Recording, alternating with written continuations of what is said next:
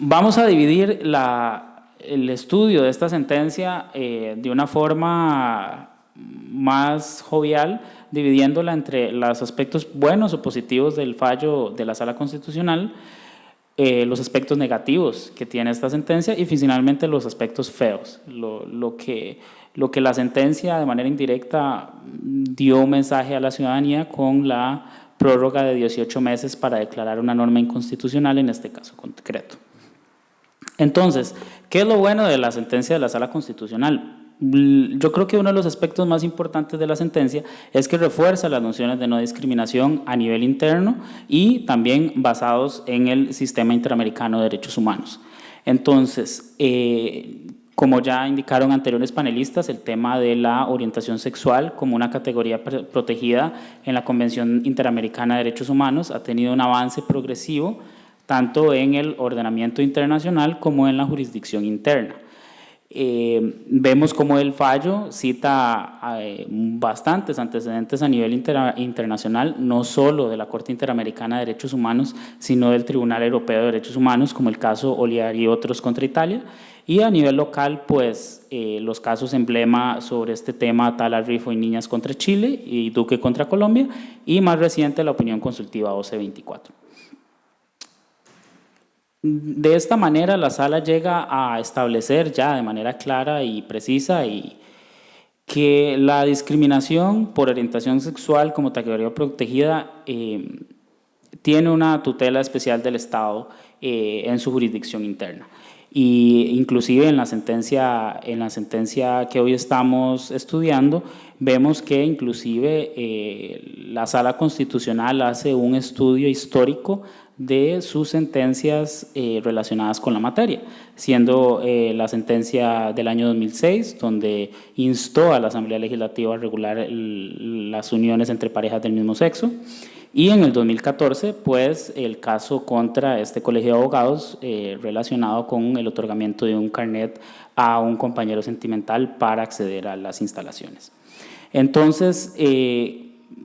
lo que quiero recalcar con este tema es lo positivo del avance de estos antecedentes y cómo vemos que la línea jurisprudencial en esta materia sigue un rumbo de protección y tutela a los derechos humanos. Nuevamente, uno de los hitos de la sentencia es que se reitera la importancia de las opiniones consultivas como instrumentos para interpretar las indicaciones de la Convención Americana de Derechos Humanos relacionada con nuestro ordenamiento interno costarricense. Acá es importante porque el único antecedente constitucional que teníamos era la sentencia de 1995 relacionada con la colegiatura obligatoria y muchos sabemos que la jurisprudencia de la Sala Constitucional es vinculante para todos excepto para sí misma. Entonces, afortunadamente con esta sentencia se viene a reforzar esta noción de que las opiniones consultivas como fuente de interpretación normativa internacional pues es de aplicación a nuestro ordenamiento interno y es utilizado por el Tribunal Constitucional para fallar ciertas situaciones, como fue en este caso concreto la declaratoria de inconstitucionalidad del inciso 6 del artículo 14 del Código de Familia. Entonces, nuevamente vemos esta línea jurisprudencial como las sentencias 34 y 35 del 92 y otras del mismo año, donde la Sala le da esta noción de supranacionalidad a los convenios internacionales de derechos humanos.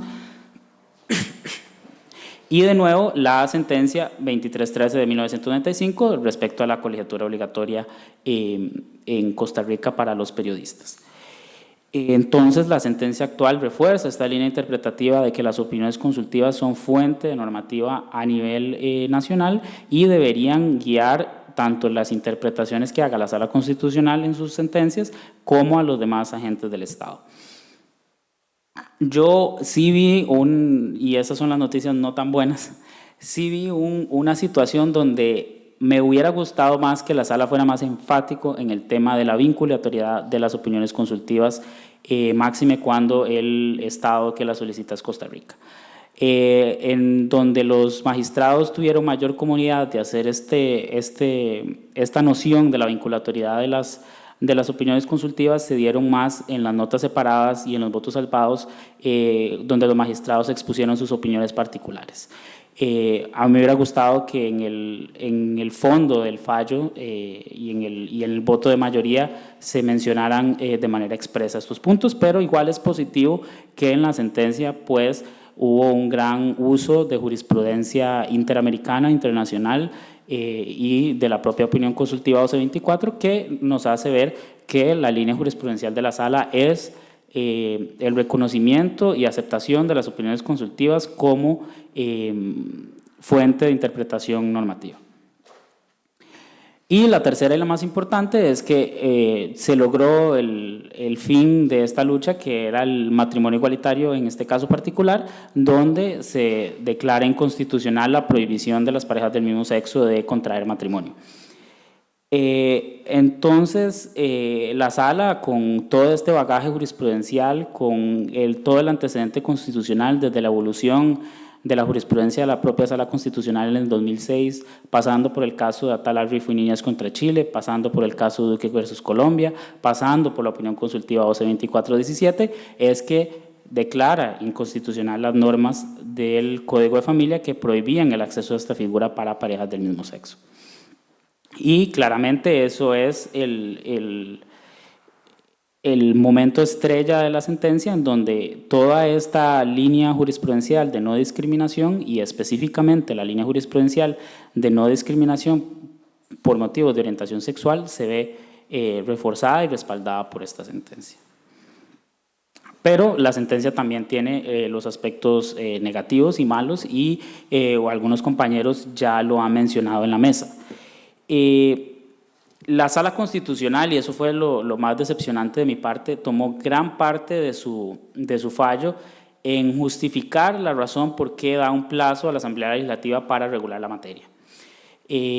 Casi que la mitad del voto de mayoría se da a explicar las razones de por qué se considera que hay un estado de cosas inconstitucionales, como dijeron los magistrados, exportando una figura del sistema constitucional colombiano, para indicar que, dado que nuestro sistema jurídico nacional está arraigado a la definición de un matrimonio heterosexual entre parejas de distinto sexo, es que la aplicación de una sentencia declarativa con carácter inmediato dificultaría ciertas situaciones a nivel del ordenamiento interno.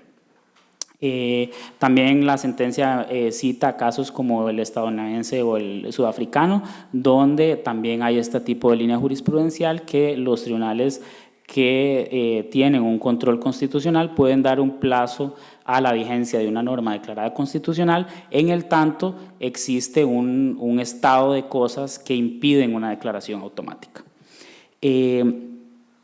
Claro, el tema particular sobre este tema es que la Sala Constitucional, cuando ha usado su potestad para dimensionar en el tiempo sus fallos constitucionales, lo ha hecho con la finalidad de proteger otros derechos humanos fundamentales que se generarían por la aplicación inmediata de un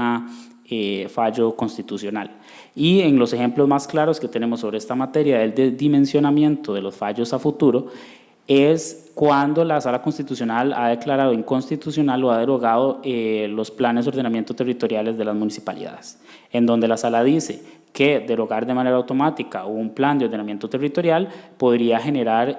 daños, violaciones a derechos humanos, como el derecho a la vida, el acceso al agua, el derecho a un ambiente sano y equilibrado, y entonces mantiene la vigencia de esos planes territoriales, en el tanto se cree otro siendo constitucionalmente aceptable. Entonces vemos que la línea en esta vía debería ser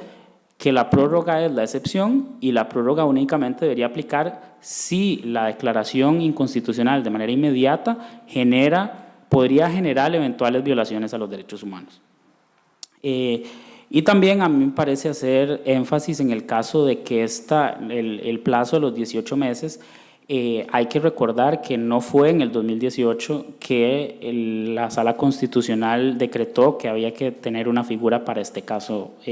para las uniones entre las personas del mismo sexo, sino que lo hizo desde el 2006. Solo que desde el 2006 la inacción de la Asamblea Legislativa no movió el tema como indicaba la sentencia del 2006. A mí, en realidad, me impresiona la justificación de la Sala Constitucional relacionado a la que indica que hay una complejidad en la aplicación inmediata de una sentencia que anulara de manera inmediata el inciso 6 del artículo 14 del Código de Familia, porque vemos casos en nuestro ordenamiento latinoamericano y americano en general que hubieron países con poblaciones mucho más grandes, con sistemas legales mucho más complejos, que hicieron la declaración de manera inmediata y su experiencia demostró que el ordenamiento jurídico se ajustó a esta nueva realidad, las legislaciones se fueron ajustando en el tiempo y que no cayó fuego del cielo ni se destruyó la sociedad por esta declaración inmediata. Yo creo que el caso más emblemático en esta situación es el de los Estados Unidos. La decisión de la Corte Suprema de Justicia de los Estados Unidos de permitir el matrimonio igualitario en los 50 estados de la Unión se hizo de manera inmediata, considerando que los Estados Unidos tienen regulaciones a nivel federal, estatal y local y un sistema mucho más complejo que el de nosotros, con una población mucho más importante. Entonces ahí es donde yo siento dudas en el argumento de que nuestro sistema es tan complejo que nuestros jueces o nuestros notarios o nuestras entidades administrativas no podían hacer los ajustes pertinentes ante una declaratoria de inconstitucionalidad inmediata. Y ya hemos visto en casos prácticos donde el ajuste a las normas que se hacen en este sentido pueden suceder de manera paulatina, pero al fin y al cabo la declaratoria de inconstitucionalidad de manera inmediata no genera esas graves afectaciones que indica la sentencia de la Sala Constitucional reciente. Y finalmente, a aspectos muy negativos de la sentencia que nos tiene hoy acá, particularmente a mí me preocupan algunas opiniones de ciertos magistrados de la Sala Constitucional, no por el hecho de que tengan una opinión distinta, sino por el hecho de que siento que no hay una justificación debida a la oposición respecto a aceptar o no una figura como el matrimonio igualitario o en casos, en otros temas de derechos humanos. Particularmente me impresionó porque se intentaba indicar de que las regulaciones existentes en el Convenio Europeo de Derechos Humanos y la Convención Americana de Derechos Humanos son muy similares, pero que los tribunales, tanto el Tribunal Europeo como la Corte Interamericana, habían tenido enfoques distintos con normas tan similares. Y eso se maneja, conocedores del derecho internacional regional saben que la gran diferencia entre nuestro sistema interamericano versus el sistema europeo es que el sistema europeo maneja un sistema de margen de apreciación, o de lo que ellos también denominan el consenso europeo. Entonces, el Tribunal Europeo de Derechos Humanos tiene una interpretación que, aunque encuentre una violación a los derechos humanos, tiene que considerar las particularidades de todos los Estados miembros del Consejo de Europa y verificar cuál es la práctica de esos Estados a nivel europeo.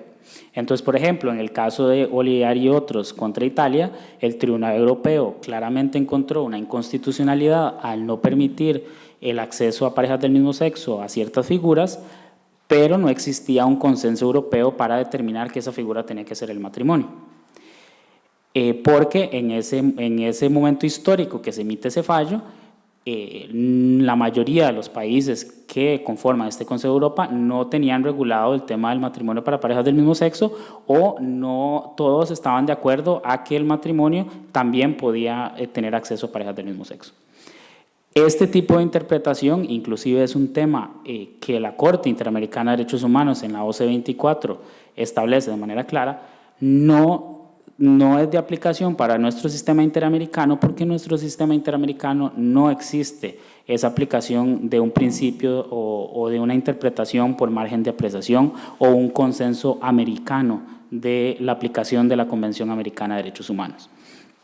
Entonces, nuestra Corte Interamericana tiene más la aplicación del principio pro homine, donde interpreta la norma convencional de la manera más favorable hacia la persona. Y la Corte ha sido clara en su jurisprudencia que la obligación de respetar, proteger y promover los derechos humanos no considera la particularidad de los estados si existe esa obligación convencional. Entonces, claramente es importante hacer esa distinción y mover la discusión no en tanto a que el Tribunal Europeo tiene una línea jurisprudencial diferente, sino si quieren hacer esa discusión de por qué deberíamos usar una manera de interpretar, que sería, por ejemplo, el margen de apreciación, frente a la doctrina pro homine que sigue nuestro sistema interamericano. Pero esa discusión, lamentablemente, no la encontramos en la sentencia. Y finalmente,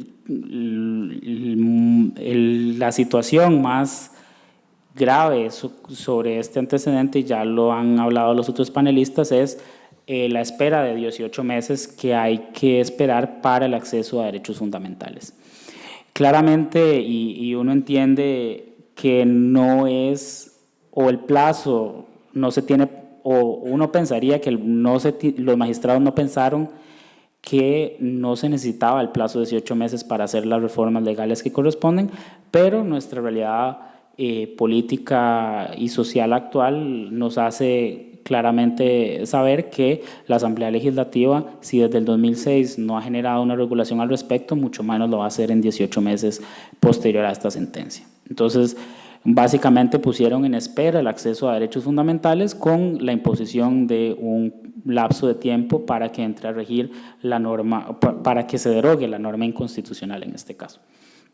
Entonces, aquí sigo la consulta de Isaac que hizo en su momento de que si se justifica imponer un plazo para el acceso a derechos humanos, más aún cuando la sentencia de cita deroga las normas que considera inconstitucionales.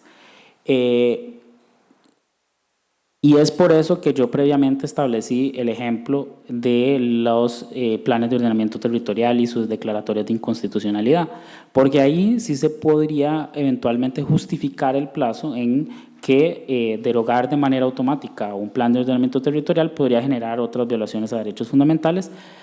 pero en este caso en particular ni la Sala en su sentencia menciona una sola situación fáctica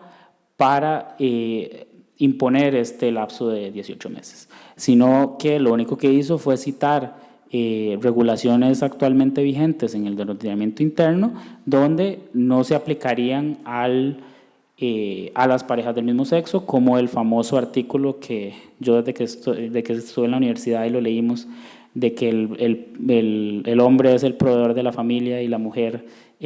suplirá cuando le es posible. No aplican a unas parejas del mismo sexo, pero de nuevo,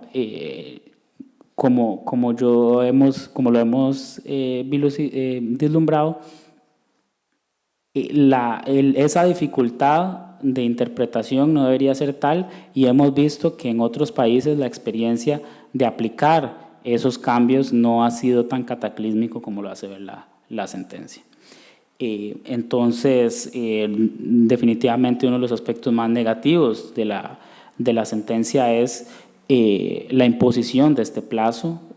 tomando en cuenta de que, como indicaba la panelista Rosemary, hay familias que desde hace décadas están intentando tener acceso a esta figura, hay familias que desde hace décadas intentan acceder a derechos que nuestro ordenamiento jurídico, para bien o para mal, ha asociado a la figura del matrimonio, como el tema de herencias, como el tema de adopciones, como el tema de beneficios de índole laboral,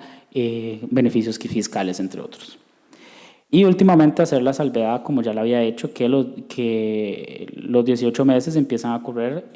a partir del 26 de noviembre. Entonces, si la Asamblea no se mueve, como es lo esperado, el matrimonio igualitario sería una realidad el 26 de mayo del 2020. casi 14 años después de la sentencia del 2006, donde la Asamblea donde la Sala Constitucional instaba a la Asamblea Legislativa a regular la materia. Sin embargo, y ya para finalizar, yo siento que esta sentencia tiene un impacto bastante positivo en la protección a los derechos fundamentales en Costa Rica, no solo para las parejas del mismo sexo, no solo para la población LGBTI, sino para todas aquellas personas que eventualmente se sientan discriminadas en Costa Rica. Y aunque la espera puede ser larga, pues es más corta de lo que teníamos antes de este 2018. Muchísimas gracias.